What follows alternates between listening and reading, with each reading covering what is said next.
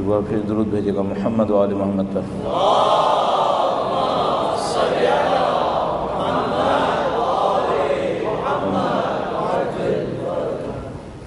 بڑھ دیگر درود بھیجے گا محمد و آل محمد پر۔ اللہم صلی علی محمد و آل محمد وعجل فرجهم۔ فاتحہ۔ بسم اللہ الرحمن الرحیم، الحمد للہ رب العالمین۔ اہل بیت اطہار علیہ السلام کی عظمت پر درود بھیجے محمد و آل محمد۔ صلی علی محمد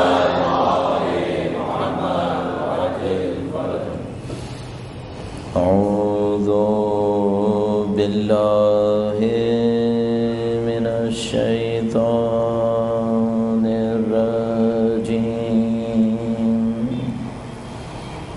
بسم اللہ الرحمن الرحیم، الحمد للہ رب العالمین، والصلاة والسلام علی سید الانبیاء والمرسلین، حبیب الہ العالمین بالقاسم محمد، صلی علی محمد وآل محمد وعجل فرجهم، وعلى آلہ الطیبین الطاہرین، سیما بقیت اللہ فی الأراضین۔ قال اللہ تعالی فی کتابہ الکریم، بسم اللہ الرحمن الرحیم، ام حسبت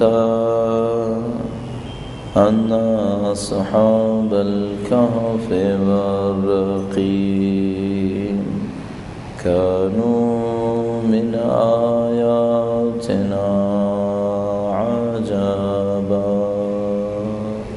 درود بھیجے گا محمد و آل محمد۔ صلی علی محمد و آل محمد وعجل فرجهم۔ پروردگار عالم کا انتہائی احسان ہے، اس نے اپنے لطف و کرم سے میں اور آپ کو اس دین تک پہنچنا نصیب کیا ہے۔ خدا تعالیٰ کا لطف و کرم ہماری زندگی کی ہر چیز کے اوپر جاری و ساری ہے۔ خدا تعالیٰ کی دی ہوئی ان تمام عنایات کا شکر بجا لانے کے لیے اور اس دعا کے ساتھ کہ خدا تعالیٰ جتنا دین ہمارے پاس ہے اس میں مزید اضافہ فرمائے، اور جتنے دین پر ہم عمل نہیں کر سکیں ہمیں عمل کرنے کی سعادت نصیب فرمائے۔ وقت امام کی ظہور کی تاجیل کی دعا کے لیے ان کے ساتھ اظہار وفا تجدید عہد کے لیے درود بھیجے محمد و آل محمد۔ اللہم صلی علی محمد وآل محمد وعجل فرجهم۔ پروردگار عالم نے انسان کو جو کچھ شرافت، جو کچھ کرامت نصیب فرمائی ہے، اس میں عقل، تدبیر، سوچنے سمجھنے کی صلاحیت، یہ اعلیٰ ترین چیز ہے جو خدا نے نصیب کی۔ ہمارا سارا دورہ امتیاز تمام مخلوقات کے اوپر نشو و نما میں نہیں ہے، دوسری مخلوقات بھی ہیں جو نشو و نما کرتی ہیں، دوسری مخلوقات کے اندر بھی حرکت پائی جاتی ہے۔ کسی حد تک کہہ سکتے ہیں، جبکہ معمولاً یہ بات معمول کے خلاف سمجھی جاتی ہے، ہم کہہ سکتے ہیں کہ کسی حد تک جانوروں کے اندر بھی ارادہ ہے، کسی نہ کسی حد تک ضرور ہوگا۔ اگرچہ معمولاً ہماری پچھلی نسل میں یہ مشہور تھا کہ جانوروں کے اندر کوئی ارادہ نہیں ہوتا، لیکن تقریباً بات واضح ہے اب کم از کم کہ نہیں، کچھ نہ کچھ ارادے کی شکل جانوروں کے اندر بھی ہے۔ لیکن جو چیز تقریباً طے شدہ ہے ابھی تک نہیں سمجھ میں آتا اس میں کیا استثناء ہو سکتا ہے، وہ یہ کہ جانوروں میں تکامل نہیں ہے، ڈیولپمنٹ نہیں ہے، جہاں ہوتے ہیں وہیں رہتے ہیں۔ عادتوں میں کچھ تبدیلیاں ہوتی ہیں، جانوروں کو کچھ سکھایا جا سکتا ہے، ان کے چند فطری جس کو طبیعی کہتے ہیں معمولاً نیچرل غرائز کی وجہ سے، نیچرل جذبات کی وجہ سے، مثلا کوئی جانور اتنی اونچی جمپ نہیں لگانا جانتا ہو، اس کو سکھایا جا سکتا ہے۔ کوئی جانور ایک خاص طرح سے بیٹھنا نہ جانتا ہو، اسے سکھایا جا سکتا ہے۔ بہت سارے بندر بہت کچھ سیکھ لیتے ہیں، بہت سارے جانور بہت کچھ سیکھ لیتے ہیں۔ یہ ممکن ہے کہ جانوروں کو ان کی کچھ فطری طبیعی خواہشات کی بنیاد پر کچھ سکھا دیا جائے۔ معمولاً وہ خواہشات کھانا ہوتی ہیں، یا خوف کے ذریعے سکھاتے ہیں یا لالچ کے ذریعے سکھاتے ہیں، یہ جانوروں کو سکھا سکتے ہیں۔ لیکن جانوروں میں کمال کی طرف بڑھنا نہیں ہے، صرف انسان کے اندر۔ بس اگر کوئی انسان کمال کی طرف بڑھنے کی خواہش کو ترک کر دے تو پھر باقی سب جانور ہیں، پھر باقی کچھ نہیں۔ کسی انسان کے اندر اعلیٰ ہدف نہ ہو تو پھر وہ جانوروں کی زندگی گزار رہا ہے، چاہے وہ محل کے اندر رہتا ہو، چاہے وہ دنیا کا بہترین لباس پہنتا ہو، لیکن طبیعت میں اپنے جانور ہی ہیں، کیونکہ ایک ہی چیز تھی جو اس کو جانوروں سے فوقیت دے رہی تھی، وہ بھی کھو بیٹھا۔ اب ہمیں دیکھنا ہوگا کہ وہ اعلیٰ ترین اہداف حاصل کیسے ہوتے ہیں، کس ذریعے سے حاصل ہوتے ہیں، اور اس کا بہترین طریقہ یہ ہوتا ہے کہ انسان اپنی عقل کو استعمال کرے، اپنی فکر کو استعمال کرے، صحیح طریقے سے استعمال کرے، تو اپنی زندگی کے لیے تشخیص دے سکتا ہے مجھے کہاں پہنچنا ہے۔ آج اس سلسلے کی، جس کو ہم اسلام کا تربیتی نظام عنوان دے رہے ہیں، چونکہ اس سلسلے کی آخری مجلس ہے، ہمیں تھوڑا سا ریکال کرنا ہے کہ پہلے ہم نے کیا کہا اور آج اس کو اختتام پذیر کرنا ہے انشاءاللہ۔ درود بھیجے گا محمد وعلی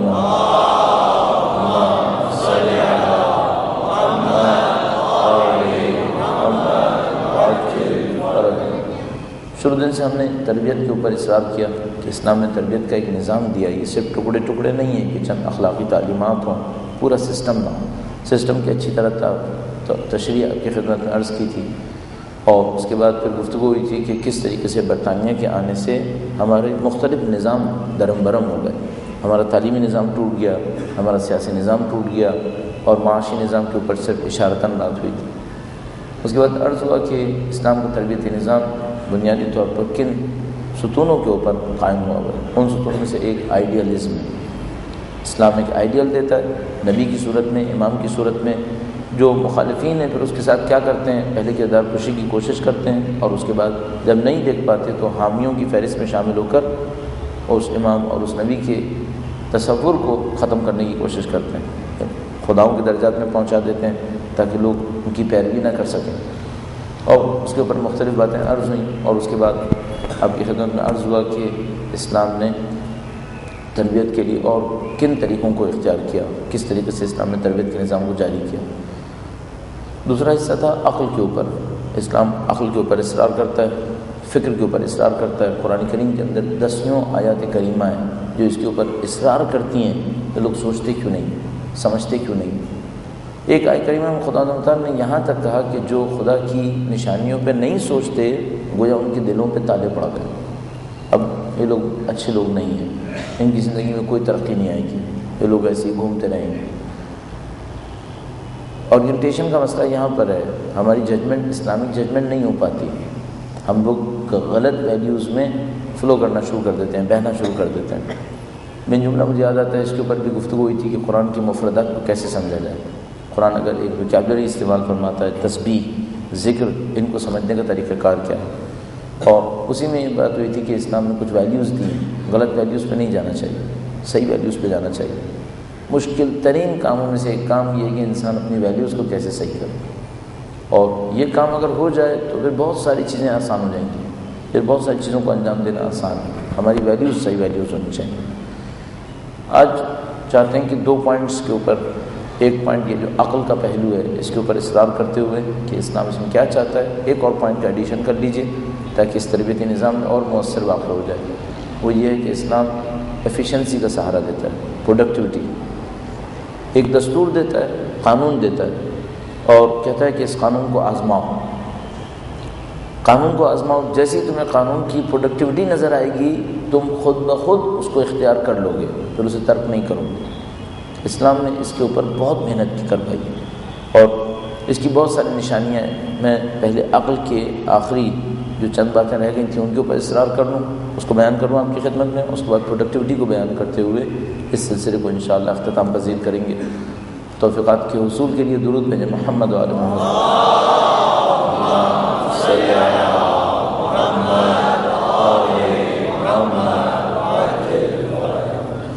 اسلام کس طرح عقل کو بہتر کرنا چاہتا ہے.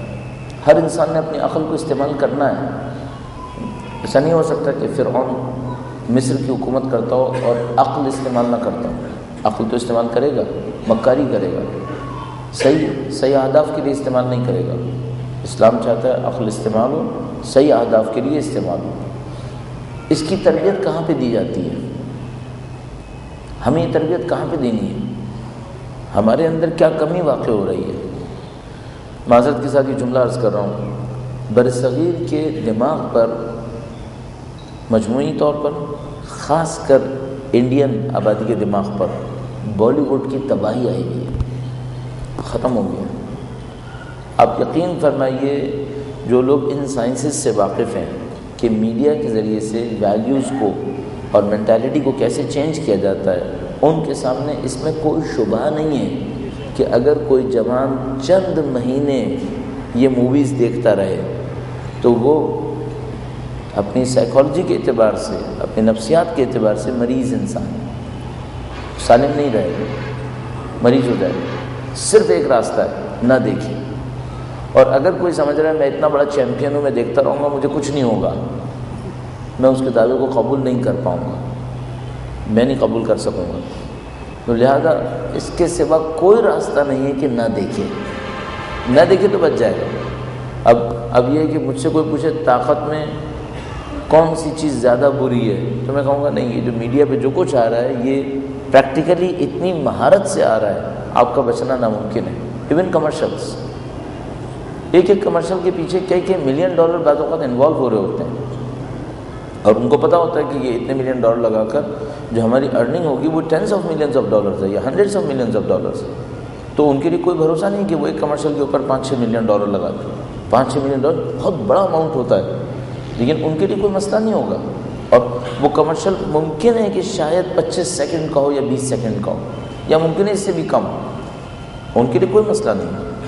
اچھا، اب میں اور آپ یہ توقع کر رہے ہیں کہ وہاں جس انسان نے وہ 20 سیکنڈ کا کمرشل بنایا ہے اس نے پتہ نہیں کتنی سائنسز کے ایکسپرٹس کو اور پوسٹ پی ایچ ڈیز کو ہائر کیا ہے، اور یہاں ہمارا 6 سال کا بچہ یا 15 سال کا جوان یا 20-25 سال کا کڑیل جوان وہ اس کا مقابلہ کر لے گا. وہ تو پوسٹ پی ایچ ڈی اپنی فیلڈ کا، اور آپ کو اس فیلڈ کا پتہ ہی نہیں ہے اور آپ مقابلہ کر لیں گے. یہ بالکل ایسے ہی ہے جیسے دنیا کے باکسنگ کے ہائی ویٹ چیمپئن کے سامنے میں 10 سال کے بچے کو کھڑا کر دوں اور کہوں یہ اس سے جیت جائے گا. کیسے جیت جائے گا؟ اس تو کون سی پریکٹس کی ہے جو اس کے مقابلے میں جیتے گا؟ کس باڈی سے جیتے گا؟ وہ اپنی فیلڈ کا پوسٹ پی ایچ ڈی ہے. 20 سیکنڈ کے ایک کمرشل کے اوپر مثال کے طور پر اتنے 100,000 دے رہا ہے وہ، اور آپ یہ کہہ رہے ہیں کہ میں جس کے پاس اس فیلڈ کی کوئی اطلاع ہی نہیں ہے میں اس سے جیتوں گا. آپ نہیں جیت سکتے. سوال ہی پیدا نہیں ہوتا کہ آپ جیت جائیں اس میں. اب تصور کیجئے، میں تو کمرشلز کی بات کر رہا ہوں، اور وہ جو فلمیں بنا رہے ہیں اور ایک فلم کے اوپر بعض اوقات کئی 100 ملین ڈالر لگا دیتے ہیں اور اس سے کئی 100 ملین ڈالر کا بزنس کر رہے ہوتے ہیں، ان سے ہم جیت جائیں گے؟ کہاں کی گفتگو ہے؟ کوئی ایکسپرٹیز کا ایک لیول ہوتا ہے جو جا کے ٹکراتا ہے. انہوں نے ان فلموں کے ذریعے سے، میڈیا کے ذریعے سے عقلوں کا ستیہ ناش کر دیا ہے، تہس نہس کر دیا. اب کم از کم جو کام اس مشکل نے ہمارے ساتھ کیا وہ یہ کہ ہماری عوام کے اوپر جذبات عقل سے کہیں زیادہ حاکم ہو گئے. چاہے وہ دیندار ہو چاہے بے دین ہو، دونوں عقل سے نہیں سوچتے، صرف جذبات سے سوچتے ہیں. اب ظاہر جذبات سے سوچا نہیں جا سکتا، جذبات صرف عمل کرواتے ہیں، بغیر سوچے سمجھے عمل کروا دیتے ہیں جذبات. تو بجائے یہ کہ کوئی عقل کا کام ہو، شعور کا کام ہو، کوئی کیلکولیشنز ہوں، اس کو دیکھا جائے کون سا اچھا ہے کون سا برا ہے، یہ صرف جذبات سے کام کر رہے ہوتے ہیں. جذبات سے کام کرنے کے نتیجے میں انتہائی خلوص کے ساتھ فساد برپا کر رہے ہوتے ہیں. یہ معمولاً ہو جاتا ہے. انتہائی پرخلوص انسان ہوتا ہے اور بدترین فساد کو برپا کر رہا ہوتا ہے، کیونکہ وہ اپنی دانش میں اچھا کر رہا ہوتا ہے جو انتہائی برا ہوتا ہے. اب آپ کو اور ہمیں جو کرنا ہوگا وہ یہ کہ اپنے اندر اور اپنے بچوں کے اندر عقل کی ویلیو پر اصرار کرنا ہوگا. عقل کی کیلکولیشنز کیسے کی جا سکتی ہیں، یہ کیسے بڑھایا جا سکتا ہے؟ پرائمری اسکول سے، کلاس 1 سے پہلے. یہاں پر وہ صحیح جگہ ہے جہاں پر محنت کرنی پڑے گی. اچھا، مشکل یہ ہے کہ اس کا حل کیا نکلے گا؟ حل یہ نکلے گا کہ آپ اسکول بنائیں گے. اچھا اگر آپ نے اسکول بنا بھی لیے اور سارے بچوں کے لیے آپ اسکول نہیں بنا پائیں گے پاکستان میں، کم از کم پرائمری اور نرسری کے لیے آپ کے پاس کم از کم 3 کروڑ بچے ہوں گے۔ 3 کروڑ بچوں کے لیے کتنے اسکول چاہیے آپ کو؟ ظاہر ہے کہ آپ کے بس میں نہیں ہے۔ اب اگر شیعہ قوم کے ہی بچوں کے لیے صرف پرائمری اسکول کو بنا سکیں تو وہ بھی فی الحال آپ کے بس میں نہیں ہے۔ اگر ارادہ کرنے تو ہو سکتا ہے، لیکن بہرحال ابھی ارادہ نہیں کیا ہوا۔ اچھا اگر آپ نے اسکول بنا لیا تو سیکنڈ اسٹیپ کیا ہوگا؟ وہ یہ کہ آپ کو اس میں پڑھانے کی ٹیچرز نہیں ملیں گے، کیونکہ وہ بھی اسی معاشرے کے بنے ہوئے ہیں۔ تو پھر اس کے لیے آپ کیا کریں گے؟ اس کے لیے کرنا ہوگا کہ آپ کے پاس ایک ٹیچرز ٹریننگ سینٹر ہونا چاہیے۔ اتنے ٹیچرز ٹریننگ سینٹرز ہونے چاہیے جہاں پر ٹیچرز کو اس بات کے لیے تیار کیا جائے کہ وہ عقل سے کام لیں گے، جذبات سے کام نہیں لیں گے۔ جب یہ ٹیچرز ٹریننگ سینٹرز بن جائیں گے تو ان سے نکلے ہوئے ٹیچرز ان اسکولز میں پڑھائیں گے پری نرسری کے بچوں کو۔ پھر جب وہ پری نرسری کے بچے 24 سال کے بعد جوان ہو کر میدان میں اتریں گے، تب توقع ہے کہ معاشرے پہ عقل کی حکومت ہو جائے گی۔ کتنے سال کا پروگرام ہے؟ 30 سال کا۔ اچھا اگر موو نہیں کریں گے تو 60 سال میں صحیح ہو جائے گا؟ نہیں، 600 سال میں بھی صحیح نہیں ہوگا۔ اب جتنا لمبی مدت کا پروگرام بنائیں یہ عیب نہیں ہے، برائی یہ ہے کہ آپ موو نہ کریں، یہ برائی ہے۔ چھوٹی سی حرکت کریں لیکن ضرور کریں۔ آپ کے بچوں کے پاس عقل و شعور ہونا چاہیے، اس کو جذباتیات میں مبتلا مت کریں۔ اچھا ہمارے یہاں زیادہ تر باتیں بچوں سے جذباتیات کی جاتی ہیں، اس میں کیلکولیشنز نہیں ہوتی۔ مثلا بہت کم کسی بچے سے ہم کہہ پائیں گے کہ بچے سے کہیں کہ تمہارے پاس کوئی دلیل ہے تم یہ کام کیوں کر رہے ہو؟ میں نہیں کہہ رہا دلیل کا لفظ استعمال کریں، صرف یہ پوچھیں کیوں یہ کر رہے ہو؟ ہم لوگ یہ نہیں جانتے، بیٹا یہ کر لو ورنہ ماما ناراض ہو جائیں گی، ختم۔ آپ اس کو سمجھاؤ بھی تو صحیح کہ وہ کیوں کریں۔ اچھا آپ کہیں گے بھائی 3-4 سال کے بچے کو یہ چیزیں سمجھ میں نہیں آتی۔ میں نے ایسی چیزیں دیکھی ہیں کم عمر کے بچوں سے جن کو دیکھ کر عقل دنگ رہ جاتی ہے کہ کاش اتنی عقل اس کے دادا میں ہوتی تو بہتر تھا، کہ کہیں کوئی فائدہ ہو جاتا ہمیں۔ اس کے بعد ہمارا میڈیا، چاہے پرنٹ میڈیا ہو چاہے الیکٹرانک میڈیا ہو، لگتا ہے عقل کے دشمن ہے، اور خاص کر چند اخبار اور ٹیلی ویژن کا تو خیر میں کیا ہی بولوں۔ میں مشورے کے طور پہ عرض کروں گا، پتہ نہیں کتنی دفعہ پہلے کہتا تھا پھر کہنا چھوڑ دیا ہے، آپ جو ڈیلی اخبار پڑھتے ہیں اس کا انتخاب بہت سوچ سمجھ کے کیجیے گا، یہ سلو پوائزن ہے، آپ کی عقل کو خراب کر دے گا۔ اس بابت مشورے کے طور پہ کہوں گا، اگر اخبار جنگ پڑھتے ہوں تو بہتر ہے کہ نہ پڑھیں، بے خبری بہتر ہے، اس کی خبر سے بے خبر رہنا بہتر ہے۔ یہ صرف جذبات دے گا آپ کو، اور آپ نہیں پکڑ پائیں گے کہ یہ کیا کر رہا ہے آپ کے ساتھ، یہ آپ کی عقل کا خاتمہ کر دے گا۔ میں اس بدتر چیز کا تذکرہ نہیں کر رہا ٹیلی ویژن کا، کہ وہ تو آپ کے بس میں نہیں ہے، آپ ڈھیر ہو جائیں گے اس کے اندر۔ مجھے کئی سال ہو گئے ٹی وی چھوڑے ہوئے، اور اسی خاطر میں نے چھوڑا کہ اگر مجھے کچھ سوچنا ہے تو اس کو چھوڑنا پڑے گا، ورنہ میں نہیں سوچ پاؤں گا۔ اگر مجھے واقعاً پلاننگ کرنی ہے، اس کو چھوڑے بغیر پلاننگ نہیں کی جا سکتی۔ آپ اس کے زہر میں مبتلا ہوتے رہیں گے اور آپ پلاننگ نہیں کر سکیں گے۔ تو اگر واقعاً کوئی چاہتا ہے اپنے وقت کو یوٹیلائز کرے، اپنی زندگی کو یوٹیلائز کرے، احتیاط کرے۔ میں کہوں گا اخبار پڑھنے میں بہت احتیاط کیجیے گا، مناسب اخبار پڑھیے گا، کم از کم اردو زبان میں جنگ ہرگز مت پڑھیے گا، مشورے کے طور پہ آپ سے عرض کر رہا ہوں۔ اچھا ممکن ہے کوئی یہ کہ جنگ نہ پڑھیں تو کیا پڑھیں؟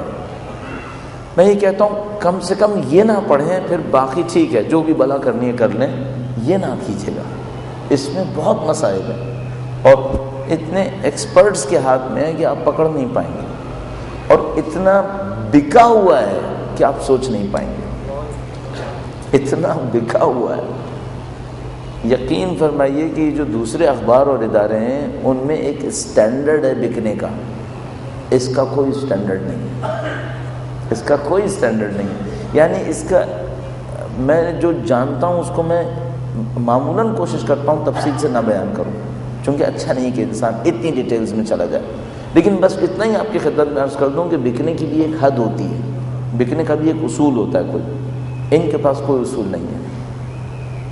ابھی آپ ریسنٹلی ایک ٹی وی سیریز دیکھیں گے بچوں کے لیے، اور اس میں بچوں کے 2 کارٹونز دکھائے جائیں گے، ایک لڑکا اور ایک لڑکی۔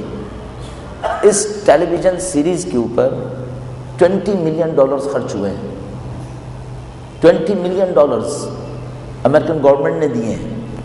اناؤنسڈ، بالکل کھول کے اعلان کر کے، ہاں ہم نے دیے ہیں $20 ملین۔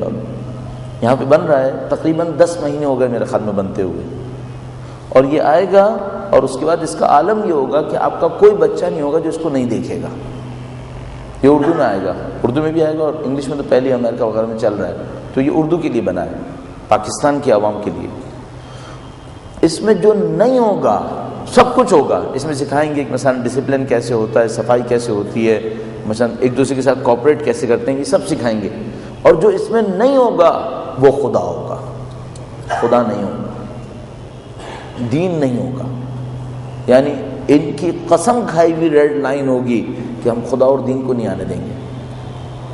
تو آپ یہ اس کو ابھی آپ چند دنوں میں کچھ ہی وقت میں آتا دیکھیں گے، یا میں چونکہ ٹیلی ویژن دیکھتا نہیں تو مجھے پتہ نہیں کہ شاید اناؤنس ہو چکا ہو اور چلنا شروع ہو گیا، میرے خیال میں ابھی چلنا شروع نہیں ہوا ہے، لیکن اس کے اوپر کام ہو رہا ہے، اور میں اچھی طرح جانتا ہوں، مجھے پتہ ہے فنڈ کتنا ہوا ہے، یہ اناؤنس فنڈ ہے، کوئی چھپا کے نہیں ہوا ہے۔ یہ ہمارے بچوں کے ساتھ یہ ستم کر رہے ہیں۔ اب ہمیں اپنے بچوں کو سنبھالنا پڑے گا، بچوں کے عقل و شعور کی حفاظت کرنی پڑے گی، ان کو لے کے چلنا پڑے گا۔ ایران میں بہت اچھا کام یہ ہوا کہ انہوں نے کلاس 6 سے لاجک کو اور منطق کو سلیبس کا حصہ بنا دیا۔ کلاس 6 سے لے کے میٹرک تک، 10th کلاس تک انہوں نے منطق کو سلیبس کا حصہ بنایا ہوا ہے۔ اس وجہ سے کافی سپورٹ ملی ہے ان کے جوانوں کو کہ بھئی ان کی تھنکنگ جو ہے وہ لاجیکل تھنکنگ میں چینج ہو جائے۔ پھر نیچے سے ان کی گروتھ جو ہے وہ بچوں کے ساتھ لاجیکل گروتھ ہے، یعنی بجائے یہ کہ وہ بچے کو حکم دیں کہ یہ کرو یہ نہ کرو، معمولاً وہ یہ سکھانے کی کوشش کریں گے کہ کیا کرنا بہتر ہے اور کیا کرنا بہتر نہیں ہے۔ تو اس کے نتیجے میں بچہ دوسرا اسٹیپ خود لے۔ ہمارے پاس 3 اسٹیپ ہوتے ہیں کسی بھی چیز کو سکھانے کے لیے۔ ایک اسٹیپ یہ ہوتا ہے کہ ہم یہ کہتے ہیں کہ یہ کرو یہ نہ کرو، ڈائریکٹ حکم۔ ایک اسٹیپ اس سے پہلے ہوتا ہے، اور وہ یہ ہوتا ہے جو ایک ہوتا ہے کمانڈ، آپ حکم دیتے ہیں، اور ایک ہوتا ہے ویلیوز، آپ ویلیوز دیتے ہیں۔ ویلیوز میں کیا دیتے ہیں؟ کیا کرنا بہتر ہے، کیا کرنا بہتر نہیں ہے، صحیح۔ اس سے پیچھے ایک اور تیسرا اسٹیپ ہوتا ہے، اور اس کو کہتے ہیں ریالٹیز، حقائق۔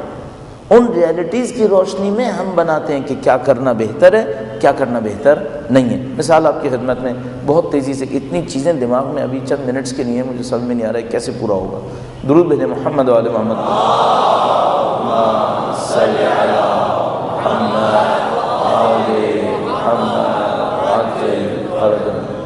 یہ ٹاپک ہمارا کچھ حالات حاضرہ کی نظر ہو گیا، اور کچھ ادھر ادھر کے مسائل جو ہر روز تقریباً آ رہے تھے اس کی نظر ہو گیا، ٹاپک کمپلیٹ نہیں ہو پایا، لیکن بہرحال میں چاہ رہا ہوں کہ کسی طریقے سے ہم اس کو پہنچا دیں۔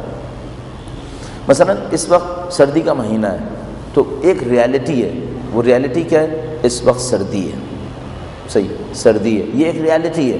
اس ریالٹی پر ہم ایک ویلیو نکالیں گے، وہ یہ کہ گرم رکھنا بہتر ہے، گرم رکھنا بہتر ہے۔ سرد رکھنا بہتر ہے اپنے آپ کو، یا گرم رکھنا بہتر ہے؟ گرم رکھنا بہتر ہے۔ اچھا، اب ایک کمانڈ ہے، وہ کمانڈ کیا ہے؟ بیٹا تم جیکٹ پہن لو، ٹھیک ہے۔ اچھا، آپ اپنی کنورسیشن میں دیکھیے گا آپ اپنے بچے کو کس لیول تک لے جا رہے ہیں۔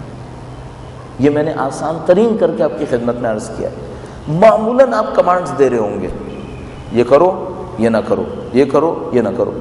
بہت ہوا تو آپ کبھی ویلیوز پہ لے جائیں گے، بہت کم ریالٹیز پر لے کے جائیں گے۔ آپ بچے کو بچپن سے ریالٹیز پہ لے کے آئیے اور اس سے کہیے تم خود سیکھو۔ مثال کے طور پر اگر آپ کو یہ کہنا ہے کہ یہ جیکٹ پہن لے یا سویٹر پہن لے، جو کچھ بھی، یہاں سے شروع نہ کریں، بیٹا آج سویٹر پہن کے جائیے گا، یہاں سے شروع نہ کریں، یہاں سے شروع کریں، بیٹا آج ٹیمپریچر کم لگ رہا ہے، اس کا مطلب ہے شاید آج سردی ہوگی، اگر سردی ہوگی تو آپ کو بہتر ہے کہ آپ گرم کر لیں، آپ جیکٹ پہن لیجیے۔ اچھا، آپ کہیں گے یہ ساری داستان سنائیں، کاش آپ سنا لیں، کاش آپ سنا لیں، آپ کے بچے کو پتہ چل جائے گا کہ یہ کمانڈز آتے کیوں ہیں۔ پھر اگر آپ نے یہ سکھا دیا نا، اور کوئی ڈکٹیٹر آ کے اس کو کمانڈ الٹے سیدھے دے گا، یہ مانے گا ہی نہیں، یہ کہے گا بھائی میں کمانڈ نہیں سنتا ہوں، میں حقیقتیں سنتا ہوں۔ کس حقیقت کے تحت تمہارا یہ حکم سنوں، کیوں سنوں؟ یہ بچہ غلط بات نہیں سنے گا، اس کو کنونس کرنا پڑے گا حقیقت کے لیول پہ لے جا کے۔ اچھا، اگر آپ نے ایسا بچہ بنا لیا 4-5 سال میں، یہ بڑے ہوتے ہوتے تک آپ کا دماغ کھا جائے گا، یہ اتنے سوال کرے گا اتنے سوال کرے گا کہ آپ کا جینا دوبھر ہو جائے گا.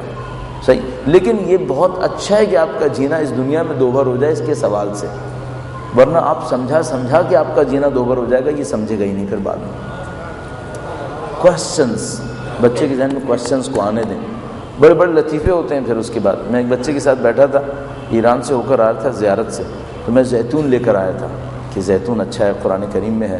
میں نے زیتون ناشتے میں رکھا اور کہا کہ بیٹا آپ زیتون کھائیں. تو اس نے دیکھا، کہنے لگا کیا ہے؟ میں نے کہا کہ یہ زیتون ہے، یہ بہت اچھا پھل ہے، اس کے بہت سارے فائدے ہوتے ہیں، اس کا قرآن کریم میں تذکرہ ہے. اس نے تھوڑا سا اسمیل کیا، اسے پسند نہیں آیا، نہیں کھایا. میں نے کہا بیٹا آپ کھا لیں بہتر ہے. کہنے لگا کہ نہیں میں نہیں کھاؤں گا. میں نے کہا قرآن کریم میں تذکرہ ہے. سوچا، اس نے کہا ہاں بتی نے بس زیتون، لیکن یہ تو نہیں کہا کہ کھاؤ. اس میں آیا صرف بتی نے بس زیتون، یہ نہیں کہا کہ کھاؤ. میں اتنا تھا. پھر خیر مجھے اس کو سمجھانا پڑا کہ قرآن کریم میں جو چیز ذکر ہوتی ہے وہ اس کے ریلیونٹ کام کے لیے ذکر ہوتی ہے. تو زیتون سجانے کے لیے ذکر نہیں ہوا ہے بلکہ کھانے کے لیے ذکر ہوا ہے. تو آپ بچے کے دماغ کو بڑھنے دیں. تھوڑا بہت آپ کے ساتھ الجھے گا بھی، کبھی کبھی آپ کو تنگ بھی کرے گا، لیکن اچھا ہے کہ ایسا ہو جائے. بالکل سرنڈرڈ دماغ نہ بنے اس کا، اور کبھی اکڑ نہ آ جائے، کبھی سب. بہرحال عقل مندی کے ساتھ اس کو لے کر چلے. منطق بہت اچھا علم ہے. ہمارے یہاں منطق سکھانے کا کوئی بندوبست نہیں ہے بدقسمتی سے، اور لیکن ہم منطق سکھائے بغیر بھی منطق بچے کو سکھا سکتے ہیں، آفیشیلی سکھائے بغیر. چھوٹا سا ایک واقعہ بیان کرتے ہیں. کہتے ہیں ایک استاد نے کسی شاگرد کو منطق سکھائی، علم منطق، لاجک. ہمارے یہاں جو حوزہ علم قم کے اندر اس کا کورس ہے وہ تقریباً 2 سال میں کمپلیٹ ہو جاتا ہے. تقریباً یعنی کوئی طالب علم اگر جاتا ہے اور وہ تقریباً 6 مہینے 8 مہینے کے بعد علم منطق شروع کرتا ہے تو تقریباً 2.5 سے 3 سال تک ہوتے ہوتے اس کے پاس علم منطق کا کورس کمپلیٹ ہو جانا چاہیے. البتہ ظاہر ہے کہ اس شرط پہ کہ اس نے صحیح پڑھ لیا ہو اور اس کو امپلیمنٹ بھی کرتا ہو. ایسا نہ ہو کہ وہ میڈیسنس کو پڑھ کے آ جائے لیکن یہ نہ جانتا ہو کہ مجھے امپلیمنٹ کیسے کرنا ہے، تو مشکل ہو جائے گی. تو ایک استاد نے اپنے کسی شاگرد کو علم منطق پڑھائی. علم منطق پڑھانے کے بعد جب اس کا کورس کمپلیٹ ہو گیا تو اس سے کہا کہ تم بازار میں جاؤ، لوگوں کو دیکھو کہ لوگوں کو منطق آتی ہے نہیں آتی. تو ایسے ہی سمبولک ایونٹ بتاتے ہیں کہ وہ اسٹوڈنٹ گیا باہر، اس نے لوگوں کو دیکھا اور اس نے کہا کہ بہت اچھا ہوا کہ میں نے منطق سیکھ لی، لوگوں کو منطق بالکل نہیں آتی. استاد نے کہا کہ تمہارے کورس میں ابھی 1 سال اور لگے گا، 1 سال اور لگے گا. 1 سال اور کورس ایکسٹینڈ کیا گیا، 1 سال اور سکھایا گیا، اور اس کے بعد اس نے کہا کہ اب تم جا کے دیکھو لوگوں کو منطق آتی ہے نہیں آتی. تو وہ باہر گیا اور اس کے بعد اس نے آ کر کہا کہ اچھا ہوا کہ میں نے سیکھ لی، لیکن بہرحال کچھ لوگوں کو آتی ہے. اس نے کہا کہ 1 سال اور لگے گا. 1 سال اور لگا، 1 سال اور لگا لیا گیا. اس کے بعد مجھ سے کہا گیا کہ اب آپ جا کے باہر دیکھیے کہ لوگوں کو منطق آتی ہے نہیں آتی. تو وہ باہر گیا، اس نے واپس آ کر کہا کہ آپ نے میرے 5 سال برباد کیے، یہاں سب کو منطق آتی ہے. انہوں نے کہا کہ اب آپ نے منطق سیکھی. ایکچولی سب کو آتی ہے لیکن سب لوگ استعمال نہیں کر رہے اپنے جذبات کی وجہ سے. منطق سب کو آتی ہے. آپ کے سامنے میں ایک غلط بات کہوں گا تو آپ کا کہیں نہ کہیں ذہن کہہ دے گا کہ یہ بات کہیں غلط ہے. شاید آپ پکڑ نہیں سکیں گے کہ کہاں غلط ہے، شاید آپ جذبات کی وجہ سے اسے قبول کر بیٹھے. یہ لیکن آتی سب کو ہے، خدا تعالیٰ نے سب کو نصیب کی ہے. تو اس کے اوپر محنت کریں کہ ہمارے اندر جذبات کنٹرول میں ہونے چاہیے. ہماری فکر کے اوپر ان کا قبضہ نہ ہو جائے بلکہ فکر ہو جو جذبات کو لے کے چلے. خاص کر یہ آج کے حالات کے سلسلے میں مجھے چند منٹ پھر اس کے اوپر تھوڑا سے آپ کی خدمت میں آرائز پیش کرنا ہے کچھ پوائنٹس کی صورت میں. درود بھیجے گا محمد و آل محمد.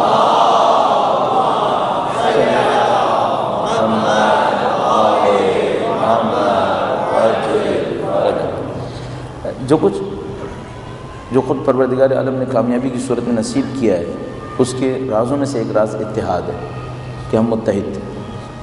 ہم ایک دوسرے پہ اعتماد کرنے کو تیار تھے اور ایک دوسرے کے اوپر اعتماد کرتے ہوئے رسک لے لیا. یہ جو مشترکہ تجربے ہوتے ہیں یہ بہت بڑی قیمت ہوتی ہے. مشترکہ تجربے بہت قوم کو سپورٹ کرتے ہیں. ایک بہت اچھا مشترکہ تجربہ آپ نے اور ہم نے انجام دے دیا. صحیح. اور اس کے پیچھے میں نے عرض کیا اس کے رازوں میں سے ایک راز یہ تھا کہ لوگ متحد تھے. اچھا اس کے اتحاد کے بھی راز تھے جو ہم شاید پہلے کہیں دفعہ اشارتاً عرض کر چکے ہیں. جو آپ کے مقابلے میں کام کرنے والے ہیں ان کو بہت اچھی طرح پتہ ہے کہ ان کو کیسے کام کو خراب کرنا ہے. ان کی پہلی خواہش یہ ہے کہ آپ کی خوشی کو غم میں تبدیل کریں. صحیح. اچھی بات یہ ہے کہ 3 دن گزر گئے اور قوم کے اندر ابھی خوشی باقی ہے.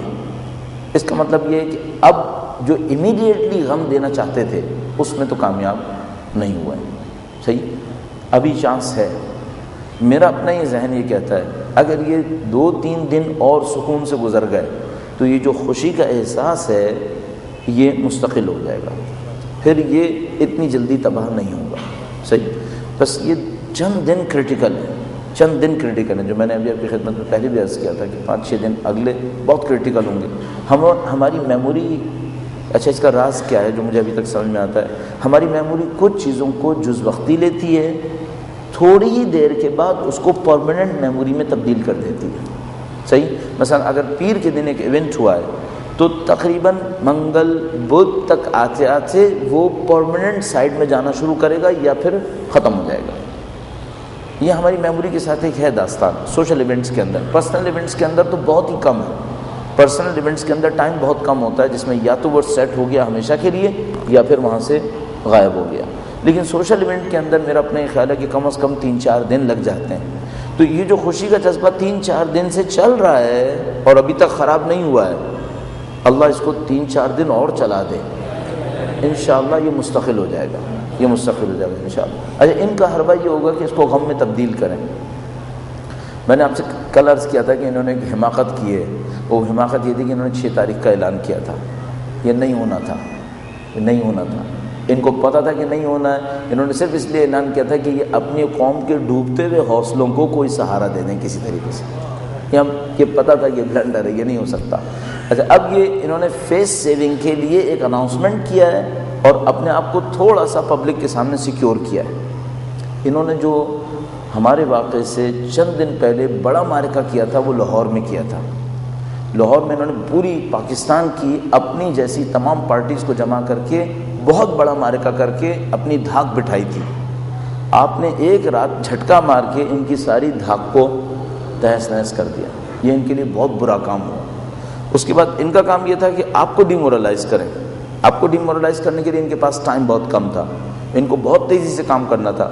انہوں نے جلد بازی میں، جو میں نے عرض کیا تھا جلد بازی ہے، ان کو دکھائیں گے، جلد بازی میں کوشش کی لیکن کوئی ابھی تک الحمدللہ رب العالمین مورلز ہائی ہیں. اس وقت تک مورلز ہائی ہیں. چند دن اور سیٹل ہو جائے انشاءاللہ خدا تعالیٰ اس کو باقی رکھے گا.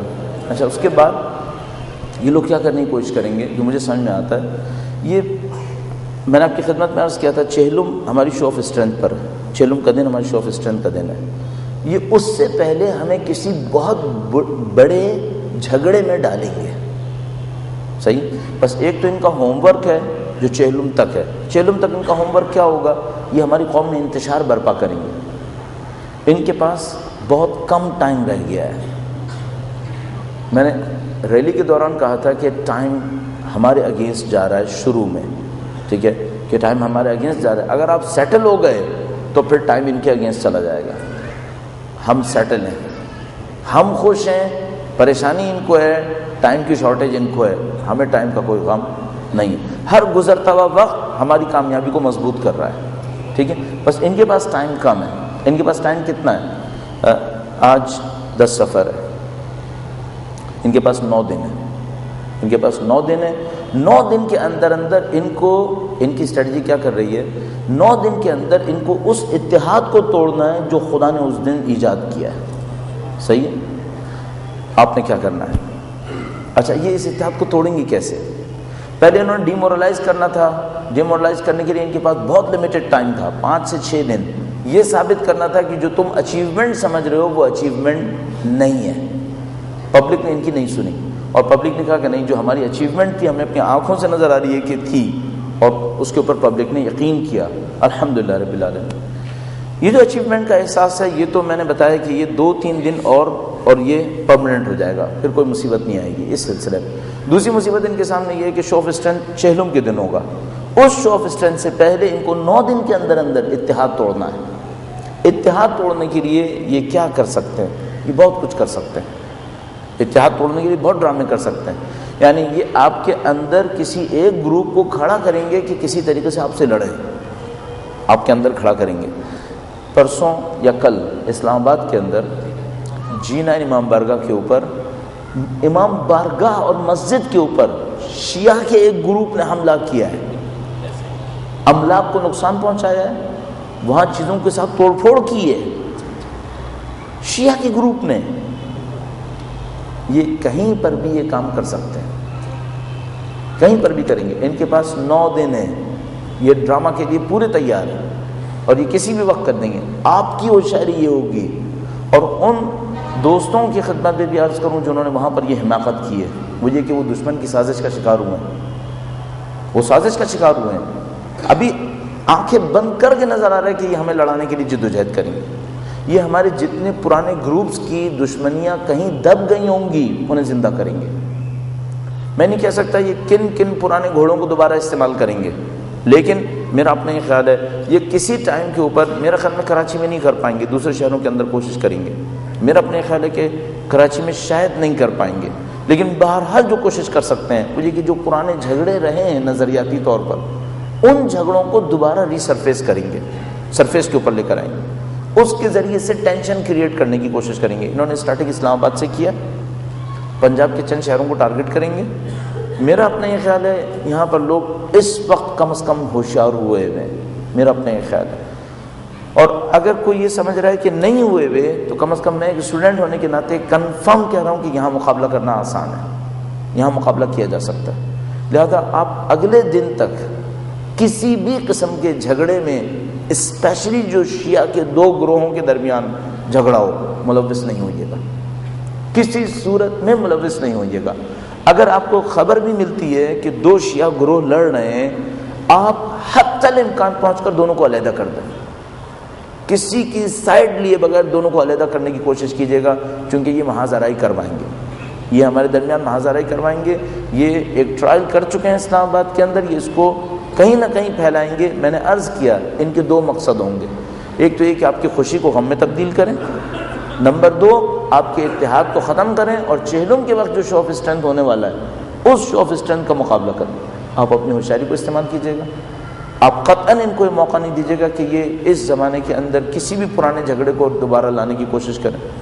یہ اس سلسلے میں کوئی بھی کارروائی کر سکتے ہیں۔ ایک مثال میں نے آپ کی خدمت میں عرض کی، اس کی بہت ساری مثالیں اور بھی بن سکتی ہیں۔ خدا انشاءاللہ اس قوم کو اور اس دین کے ماننے والوں کو دشمنوں کے شر اور ان کے مکر و فریب سے محفوظ فرمائے انشاءاللہ۔ دشمنوں کی سازشوں کی ناکامی کے لیے اور قوم کی عزت، سربلندی اور فتح کے لیے درود بھیجیں۔ محمد و آل محمد۔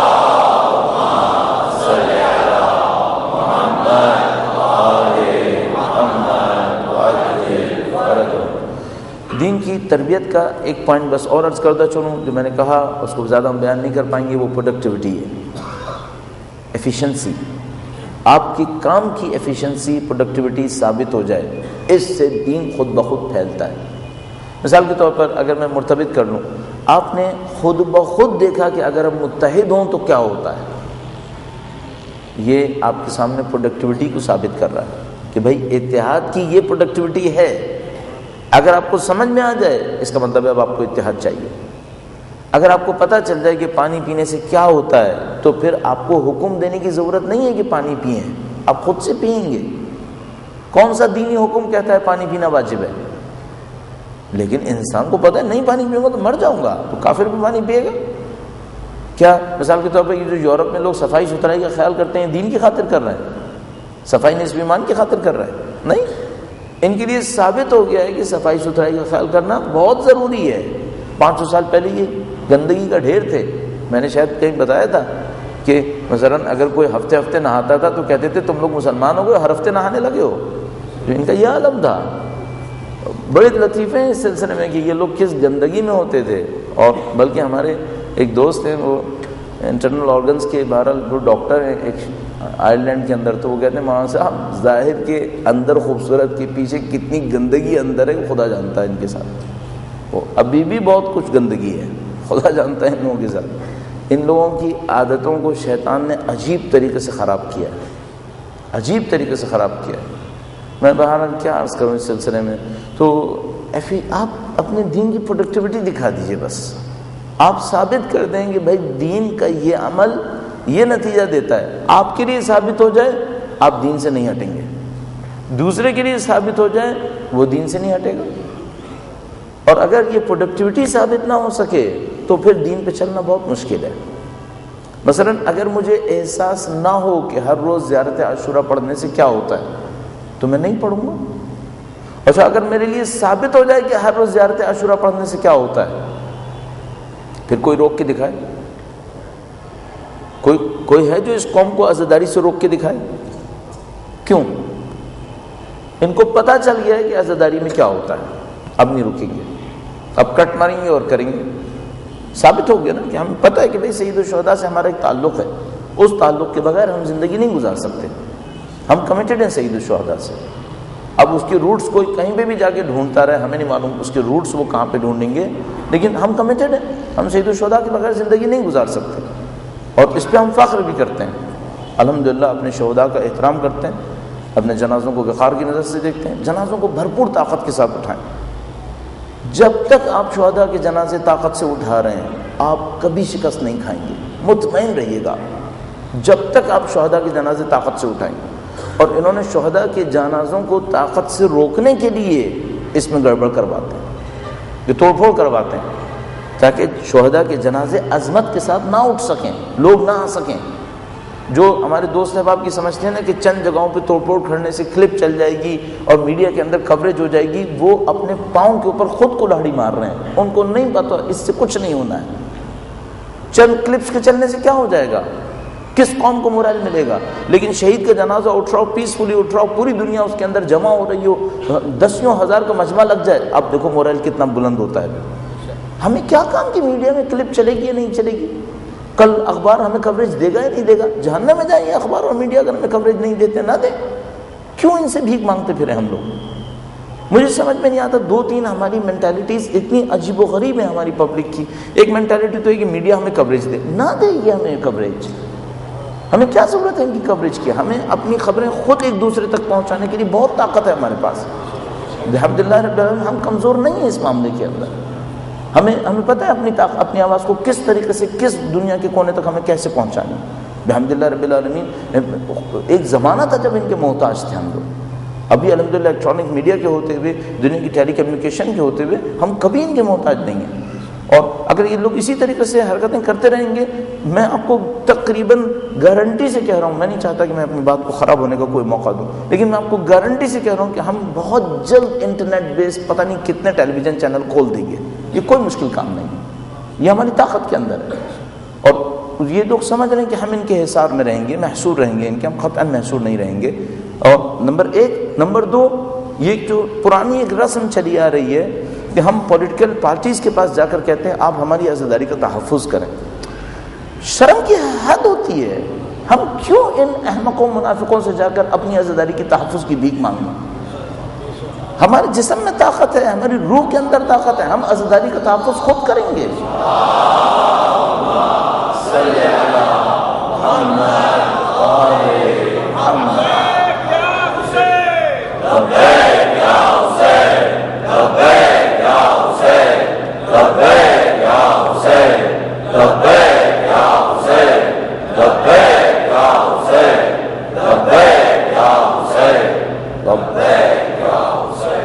یہ لوگ سمجھتے ہیں کہ ہم ان کے پاس جائیں گے اور ان کے سامنے بھیک مانگیں گے کہ آپ ہماری عزاداری کو تحفظ کر دیں. خدا نہ کرے نعوذ باللہ, مثلا اگر آپ نے ہمیں تحفظ نہیں دیا تو ہم تو مارے جائیں گے, ہمیں فلاں پارٹی کو چل دے گی.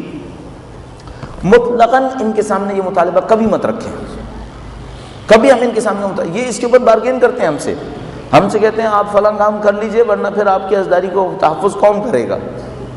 اگر ہمارے پاس جوان نہ ہوتے جان دینے والے, ہم ان کے سامنے جا کے بھیک مانگتے. پھر اگر ہماری قوم کے اندر مرنے کا خوف ہوتا تو ہم ان سے جا کے بھیک مانگتے. پھر الحمدللہ ہمارے پاس ہزاروں جوان ہیں جو عزا کے نام پہ جان دینے کو تیار ہیں. ہماری قوم مرنے سے نہیں ڈر رہی ہے, اب مرنے کو تیار ہوئی بھی ہے. کیا ضرورت ہے ان فاسقوں کے پاس جا کے بھیک مانگتے پھریں؟ قطعاً ان کے پاس جا کے بھیک مت مانگیں, مضبوطی کے ساتھ اپنے عزاداری کو خود تحفظ دیں گے. اچھا ممکن ہے کوئی جواب میں کہے گا یہ بم چلا دیں گے, یہ پتہ نہیں خود کچھ حملے کر دیں گے. جب یہ تحفظ دے رہے تھے تو کیا نہیں ہوئے تھے؟ ان کے تحفظ کے اندر عاشور کے دن بم دھماکے ہوئے ہیں. ان کے تحفظ کے اندر نام نہاد تحفظ کے اندر رہتے ہوئے ہمارے ساتھ کیا کیا مصیبتیں ہوئی ہیں. تو کب تک دوسروں کے دستے نہ کر رہیں گے؟ اپنے پاؤں پہ خود کھڑے ہوں. ممکن ہے کوئی یہ کہے بھائی ہمارے پاس وہ ویپنز نہیں ہیں, ہمارے پاس وہ ٹریننگز نہیں ہیں.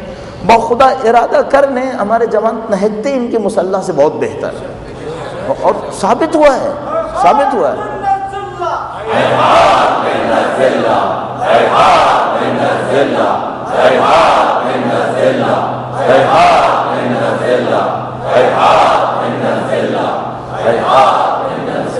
یہ 10 دفعہ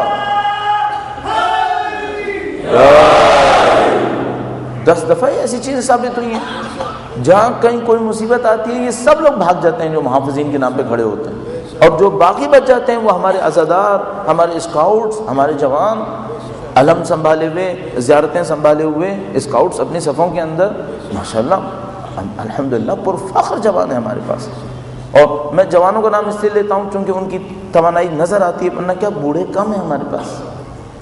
یقین فرمائیے مجھے بعض اوقات فخر ہوتا ہے اس قوم کے اوپر، اس کی خواتین کے اندر کتنی بہادری ہے، ان کی بہادری کو آپ سمجھ نہیں پا رہے ہیں شاید۔ بحمداللہ ہمیں فخر ہے ہماری خواتین کے اوپر۔ یعنی ہم نے، مجھے یقین کے ساتھ میں عرض کروں گا، ایک موقع کے اوپر جب یہاں خودکش حملے بہت زیادہ ہو رہے تھے اور ٹارگیٹڈ کلنگ بہت زیادہ ہو رہی تھی، تو میں ایک جگہ پہ گیا، سیشن تھا خواتین کے ساتھ، تو اس میں کسی خاتون نے پوچھا کہ اگر اس طریقے سے سارے مرد مرتے رہے تو ہمارا کیا ہوگا پھر؟ تو میں نے ان کی خدمت میں عرض کیا تھا کہ آپ ماشاءاللہ ہیں، آپ ہمارے دین کے پرچم کو لے کے کھڑے ہوں، پھر ہمیں کیا پرواہ کہ ہمارا دین کہاں جائے گا، ہمارا دین محفوظ رہے گا۔ جب تک ہماری خواتین کے اندر دین ہے ہمارا مستقبل محفوظ ہے، ہمیں کوئی مشکل نہیں ہے، کیونکہ یہ عورتیں جو ہمارے بچوں کو بتا سکتی ہیں کہ ہمارے اوپر کیا بیتی ہے، ہم نے عزا کے لیے کیا کیا اٹھایا ہے۔ تو یقین کرنا یہ اس قوم کے مستقبل کے اوپر، میں اس مظاہرے سے پہلے بھی جب حالات انتہائی خراب تھے تو میں کہتا تھا میرے نزدیک قوم کا مستقبل اچھا ہے۔ قاطعیت کے ساتھ میں آپ کی خدمت میں عرض کر رہا ہوں، اب تو ہمارے سامنے ثبوت بھی آ گیا، قاطعیت کے ساتھ پورے یقین کے ساتھ آپ کی خدمت میں عرض کر رہا ہوں، پاکستان میں شیعت کا مستقبل انتہائی سنہرا ہے۔ اور یہ جتنے ہمارے نام نہاد دشمن بیٹھے ہوئے ہیں اور ان کے پاس پتہ نہیں کیا کیا ٹریننگز ہیں اور اسلحے ہیں اور یہ اور وہ ہے، یہ سب خاک و خاشاک ہیں، ان کی کوئی حیثیت نہیں ہے اس قوم کے ارادوں کے سامنے۔ ہمارا مستقبل محفوظ ہے، ہمیں اسی ملک کے اندر رہنا ہے۔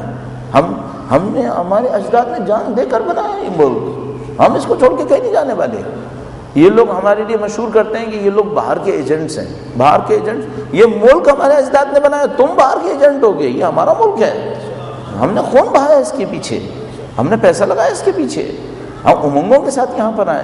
لہذا اگر کوئی یہ سمجھتا ہے کہ یہ ہم مثلا اس ملک کو چھوڑ کر کہیں چلے جائیں گے، نہیں، قطعاً نہیں جائیں گے، یہ اس پہ ہمارے اجداد کی خبریں بنی ہوئی ہیں، اس پہ ہمارا خون بہا ہوا ہے، اس پہ ہمارے بچوں کے مستقبل اس کے اوپر خطرے پہ لگا ہوا ہے۔ لہذا کوئی قطعاً نہ سمجھے کہ ہم کہیں اور جانے والے ہیں، ہم کہیں نہیں جانے والے، ہم یہیں پہ رکیں گے، اسی کو پرچم آزاد کو بلند کریں گے، یہیں پہ اپنے مراکز بنائیں گے، یہیں پہ اپنے ادارے بنائیں گے، یہیں ہماری خبریں بنیں گی۔ ہمیں اس ملک کے اندر رہنا ہے، ہم کمیٹڈ ہیں اس ملک کے ساتھ، اور ہم چاہتے ہیں کہ اس ملک کو، پاکستان کو اسلام کا سچا قلعہ بنائیں۔ ہم پاکستان کو اسلام کا قلعہ دیکھنا چاہتے ہیں، اصلی اسلام کا مرکز دیکھنا چاہتے ہیں اس پاکستان کو۔ لہذا کوئی اس میں شبہ نہ کرے کہ مثلا ہمیں ملک سے وفاداری نہیں ہے، نہیں، قطعاً وفاداری ہے، ہم اس کو اپنا ملک سمجھتے ہیں۔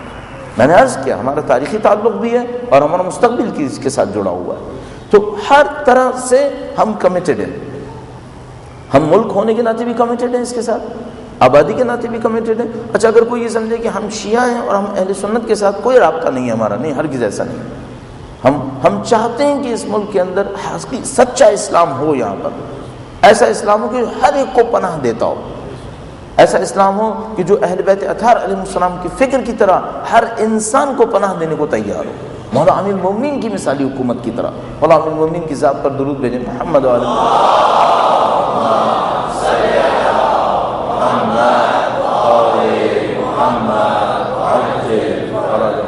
جو ہمارا آئیڈیل ہے وہ یہ کہ معاشرے کے اندر اتنا عدل و انصاف ہو کہ انسانوں کے اندر اللہ نے جو صلاحیتیں رکھی ہیں ان کو بروئے کار لانے کا موقع ملے، ہر انسان کمال کی طرف بڑھے، یہ ہمارا آئیڈیل ہے۔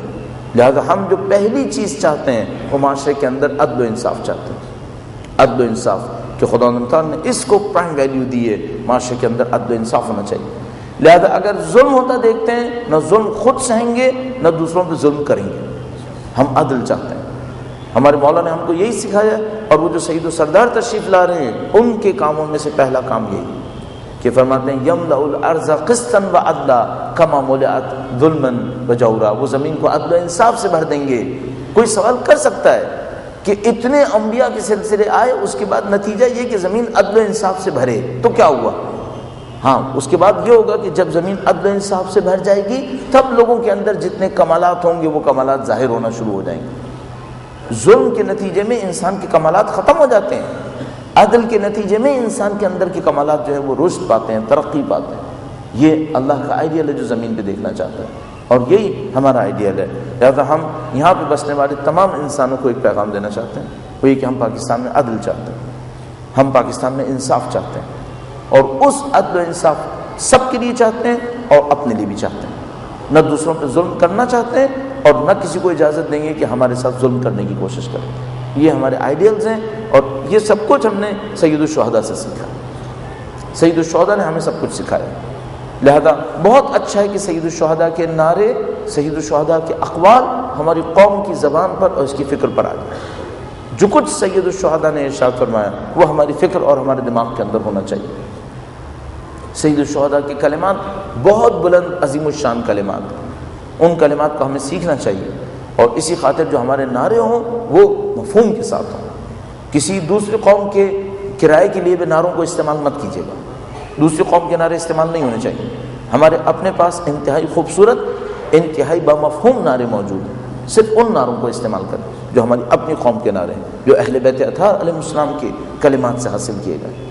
اور سید الشہداء کے کلمات کو ملاحظہ فرمائیں کہ کس طرح سید الشہداء عزت کا درس دیتے ہیں۔ فرماتے انی لا اری الموت الا السعادہ ولا الحیات مع الظالمین الا برما، فرماتے ہیں میں موت کو سعادت سمجھتا ہوں اور ظالموں کے ساتھ زندگی گزارنے کو بدبختی قرار دیتا ہوں۔ یہ سید الشہداء کا نعرہ ہے جو دوسرے لوگوں سے منسوب ہوا اور مختلف طریقوں سے بیان ہوتا چلا گیا۔ سید الشہداء نے ہمیں یہ سب کچھ دیا، اور ہم ان تمام وجوہات کی خاطر کہ نواز رسول ہے، قربانی دی ہے، قوم کو زندہ کیا ہے، ہم سید الشہداء سے کمیٹڈ ہیں، ہمارا سید الشہداء سے تعلق ہے۔ اور میں ہمیشہ کہتا ہوں ہمیں فخر ہے، ہم نے پیدا ہوتے ہی امام حسین کے ناموں کو سنا ہے، ہمارے والدین نے ہمیں سکھایا۔ ہمیں فخر ہے ان ماؤں پر جنہوں نے اپنی گودوں میں ہمیں لے کر یا حسین پہ ماتم کیا ہے، ہم فخر ہے ان ماؤں پر جو ہمیں بچپن سے اعضاؤں کے اندر لے کر چلی، ہم فخر ہے ان ماؤں کے اوپر، ہمیں فخر ہے ان خواتین کے اوپر جو اپنے بچوں کو لے کر گرمی سردی عزائے سید الشہداء میں بڑھتی رہتی ہیں۔ اس خاطر میں کہتا ہوں ہم نے اپنی گھٹی میں حسین کا غم لیا ہے، ہم کمیٹڈ ہیں سید الشہداء کے ساتھ، ہم سید الشہداء کو نہیں چھوڑ سکتے۔ جس طرح سید الشہداء نے اس دربار کے اندر کھڑے ہو کر کہا تھا وعلی الاسلام السلام اذ بدیت الامۃ براع مثل یزید، فرمایا میں ہرگز یزید کی بیعت نہیں کروں گا، اسلام پہ خدا حافظ کہنا پڑے گا اگر اس کی بیعت کی۔ اور اس کے بعد سید الشہداء نے انتہائی خوبصورت ایک جملہ ارشاد فرمایا میں جن گودیوں میں پلا ہوں وہ مجھے بیعت نہیں کرنے دیں گی۔ سید الشہداء کیا کہہ رہے ہیں؟ سید الشہداء کہہ رہے ہیں کہ میں فاطمہ زہرا کی گود میں پلا ہوں، میں علی مرتضیٰ کی گود میں پلا ہوں، میں محمد رسول اللہ کی گود میں پلا ہوں، یہ گودیاں بیعت نہیں کرنے دیں گی۔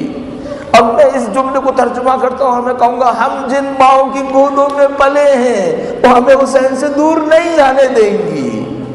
ہم کمیٹڈ ہیں سید الشہداء کے ساتھ، ہم نے زندگی سید الشہداء کے نام پر گزاری ہے، اپنی جوانیوں کو لٹائیں گے، اپنے بوڑھوں کو لٹائیں گے، اپنے بچوں کو لٹائیں گے، ہم سید الشہداء سے پیچھے نہیں ہٹ سکتے۔ ہمیں قیامت کے دن فاطمہ زہرا کو منہ دکھانا ہے، ہمیں قبر میں علی مرتضیٰ کی زیارت کرنی ہے۔ وہ جو زہیر بن قین نے شب عاشور سید الشہداء سے کہا کہ مولا میں اگر آپ کو چھوڑ کر چلا گیا تو میں قیامت کے دن اہل بیت کو کیا منہ دکھاؤں گا؟ ہم کہیں نہیں جائیں گے، ہمیں سید الشہداء کا غم عزیز ہے، اس مظلوم کا غم عزیز ہے جو اکیلا میدان میں دو ہاتھوں میں شمشیر لے کر کھڑا ہے، دشمن سے نبرد کرتے تھے اور واپس آ کر کہتے تھے اے عباس تم نے میری جان دی گی۔ ہمیں اس دکھے کا غم عزیز ہے، ہمیں اس مظلوم کا غم عزیز ہے جو جب آخری دفعہ الوداع کرنے آیا ہے اور اس کی کی بچی اس کے زلزلہ سے لپٹی ہوئی تھی اور اس نے دیکھا میری بچی زلزلہ سے لپٹی ہوئی ہے اور میں زلزلہ سے کہہ رہی تھی اے زلزلہ تجھے اللہ کا واسطہ میرے بابا کو لے کے نہ جا. ہم حسین کے ساتھ کمیٹڈ ہیں, ہم سید الشہداء سے جڑے ہوئے ہیں, اس سید الشہداء سے جو گودال قتل گاہ میں قربان ہو رہے تھے, ان کی بہن طلحہ زینب یہاں سے دیکھ رہی تھی, جن کا بیٹا خیمے سے نکلا اپنے باپ کے سر کو نیزے میں بلاتے گا, فرمایا السلام علیکہ یا ابا عبداللہ.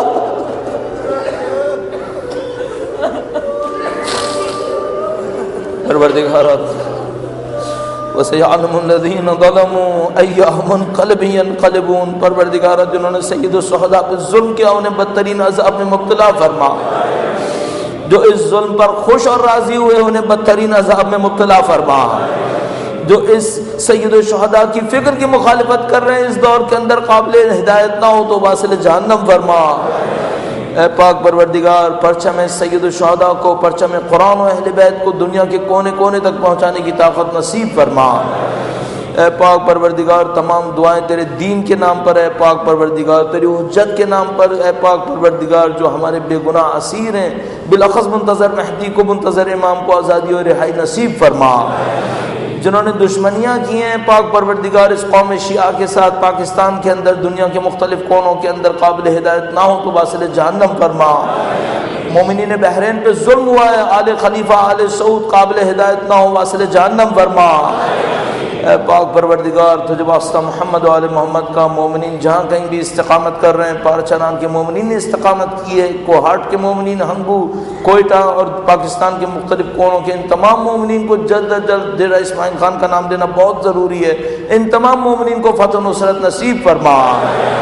اے پاک پروردگار قوم شیعہ کے چند افراد نے اپنے اتحاد کا جو مظاہرہ کیا ہے, جس طرح سے یکجہتی کے ساتھ دین کے نام پر میدان میں آئے, شہید کے لاشے کو لے کر, اے پاک پروردگار اس قوم شہید پرور کو, شہادت طلب کو فتح و نصرت نصیب فرما. اے پاک پروردگار قید اشرار مکاروں کے مکر و فریب کو اس قوم سے دور فرما, ان کی سازشوں کو انہی پر پلٹا. اے پاک پروردگار دعائیں تیری حجت کے لیے, پاک پروردگار یہ تمام مشکلات تیری حجت کے لیے, پاک پروردگار اگر ان تمام مشکلات کے پیچھے ان کی تشریف آوری ہے تو ہمیں قبول ہے خدایا, یہ تمام محنتیں قبول ہیں تیری حجت کے استقبال کے لیے. پاک پروردگار تجھے واسطہ محمد و آل محمد کا, سید و سردار مولا اور آقا امام آخر الزماں کے ظہور میں تعجیل فرما, ان کے لشکر کی تعداد میں اضافہ فرما, ان کے دشمنوں کو نیست و نابود فرما, ہمیں ہماری اولادوں کو ان کے تابعداروں میں قرار فرما, ہماری زندگیوں کا اختتام دین کی راہ پہ شہادت قرار فرما.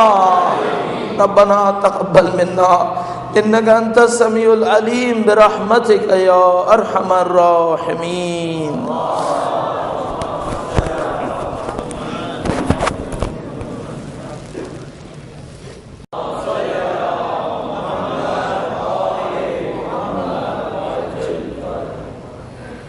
ایک بار پھر درود بھیجے گا محمد و آل محمد پر.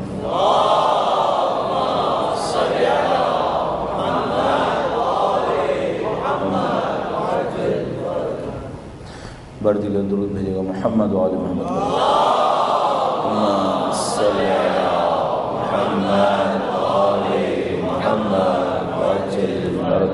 فاتحہ.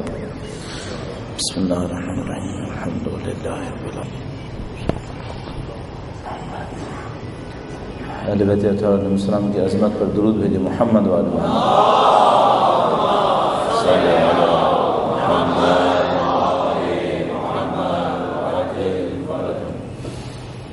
اعوذ باللہ من الشیطان الرجیم. بسم اللہ الرحمن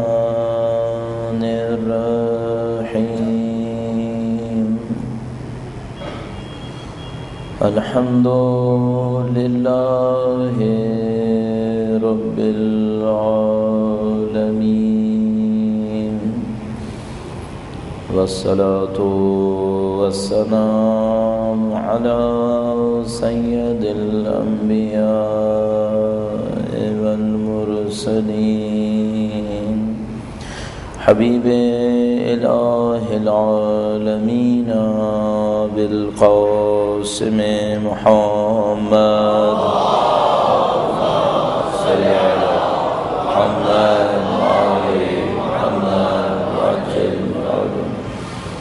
وعلى آله الطيبين الطاهرين.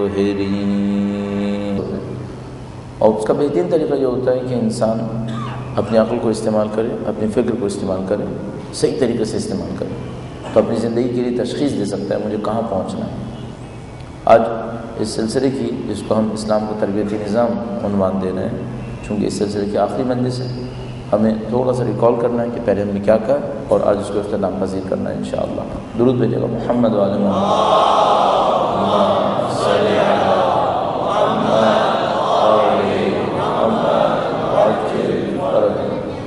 شروع دن سے ہم نے تربیت کے اوپر اصرار کیا کہ اسلام نے تربیت کا ایک نظام دیا. یہ صرف ٹکڑے ٹکڑے نہیں ہیں کہ چند اخلاقی تعلیمات ہوں، پورا سسٹم نہ ہو. سسٹم کی اچھی طرح تشریح آپ کی خدمت میں عرض کی تھی، اور اس کے بعد پھر گفتگو ہوئی تھی کہ کس طریقے سے برطانیہ کے آنے سے ہمارے مختلف نظام درم برم ہو گئے. ہمارا تعلیمی نظام ٹوٹ گیا، ہمارا سیاسی نظام ٹوٹ گیا، اور معاشی نظام کے اوپر صرف اشارتاً بات ہوئی تھی. اس کے بعد عرض ہوا کہ اسلام کا تربیتی نظام بنیادی طور پر کن ستونوں کے اوپر قائم ہوا ہے. ان ستونوں میں سے ایک آئیڈیالزم ہے. اسلام ایک آئیڈیل دیتا ہے نبی کی صورت میں، امام کی صورت میں. جو مخالفین ہیں پھر اس کے ساتھ کیا کرتے ہیں، پہلے کردار کشی کی کوشش کرتے ہیں، اور اس کے بعد جب نہیں دیکھ پاتے تو حامیوں کی فہرست میں شامل ہو کر اس امام اور اس نبی کے تصور کو ختم کرنے کی کوشش کرتے ہیں، خداؤں کے درجات میں پہنچا دیتے ہیں تاکہ لوگ ان کی پیروی نہ کر سکیں. اور اس کے اوپر مختلف باتیں عرض ہوئیں، اور اس کے بعد آپ کی خدمت میں عرض ہوا کہ اسلام نے تربیت کے لیے اور کن طریقوں کو اختیار کیا، کس طریقے سے اسلام نے تربیت کے نظام کو جاری کیا. دوسرا حصہ تھا عقل کے اوپر. اسلام عقل کے اوپر اصرار کرتا ہے، فکر کے اوپر اصرار کرتا ہے. قرآن کریم کے اندر 10 آیات کریمہ ہیں جو اس کے اوپر اصرار کرتی ہیں تو لوگ سوچتے کیوں نہیں، سمجھتے کیوں نہیں.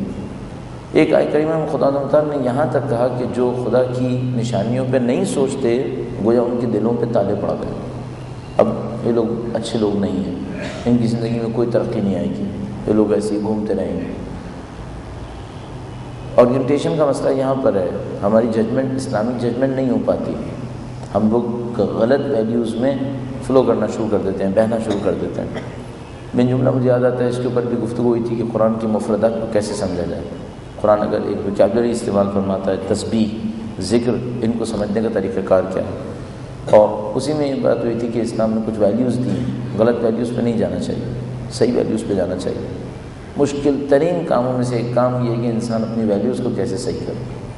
اور یہ کام اگر ہو جائے تو پھر بہت ساری چیزیں آسان ہو جائیں گی، پھر بہت ساری چیزوں کو انجام دینا آسان ہے. ہماری ویلیوز صحیح ویلیوز ہونی چاہیے.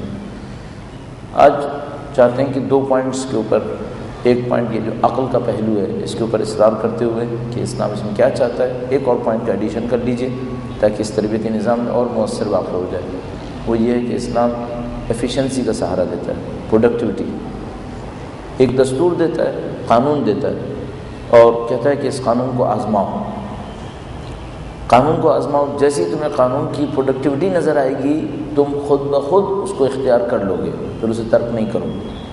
اسلام نے اس کے اوپر بہت محنت کی کروائی، اور اس کی بہت ساری نشانیاں ہیں. میں پہلے عقل کے آخری جو چند باتیں رہ گئی تھیں ان کے اوپر اصرار کر لوں، اس کو بیان کروں آپ کی خدمت میں. اس کے بعد پروڈکٹیوٹی کو بیان کرتے ہوئے اس سلسلے کو انشاءاللہ اختتام پذیر کریں گے. توفیقات کے حصول کے لیے درود بھیجیں محمد وعلی محمد.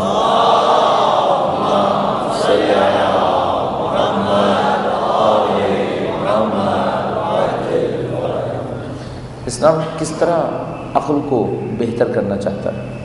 ہر انسان نے اپنی عقل کو استعمال کرنا ہے. ایسا نہیں ہو سکتا کہ فرعون مصر کی حکومت کرتا ہو اور عقل استعمال نہ کرتا ہو. عقل تو استعمال کرے گا، مکاری کرے گا. صحیح اہداف. سیما بقیت اللہ فی الاراضین قال الله تعالى في كتابه الكريم بسم الله الرحمن الرحيم أم حسبت أن أصحاب الكهف والرقيم كانوا من آياتنا عجبا.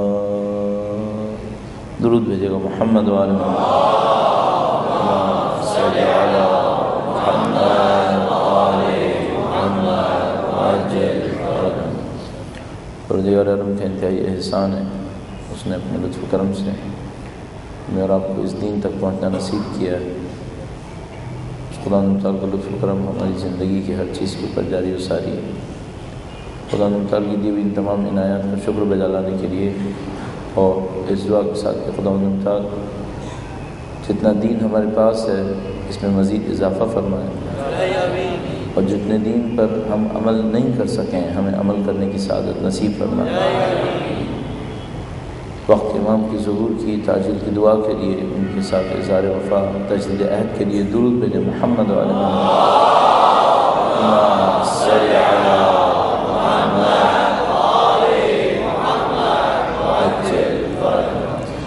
پروردگار عالم نے انسان کو جو کچھ شرافت جو کچھ کرامت نصیب فرمائی ہے اس میں عقل، تدبیر، سوچنے سمجھنے کی صلاحیت یہ اعلیٰ ترین چیز ہے جو خدا نے نصیب کی.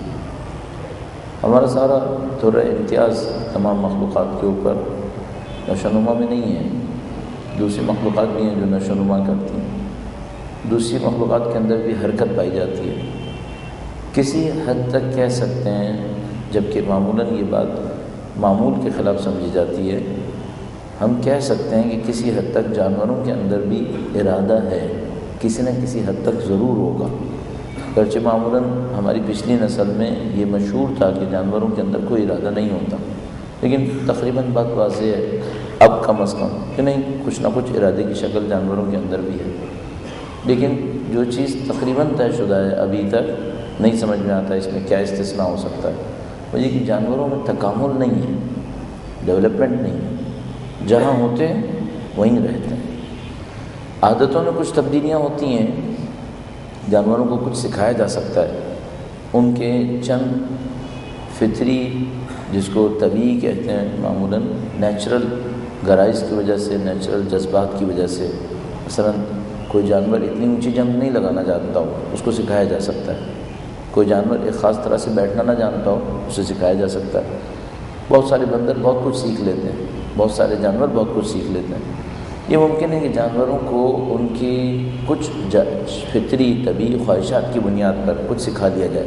معمولاً خواہشات کھانا ہوتی ہیں، یا خوف کے ذریعے سکھاتے ہیں یا لالچ کے ذریعے سکھاتے ہیں. یہ جانوروں کو سکھا سکتے ہیں، لیکن جانوروں میں کمال کی طرف بڑھنا نہیں ہے، صرف انسان کے اندر.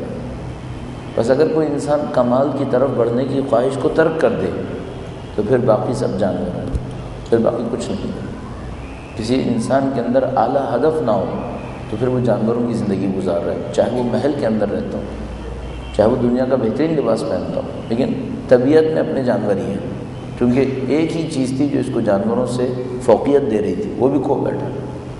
اب ہمیں دیکھنا ہوگا کہ وہ اعلیٰ ترین اہداف حاصل کیسے ہوتے ہیں، کس ذریعے سے حاصل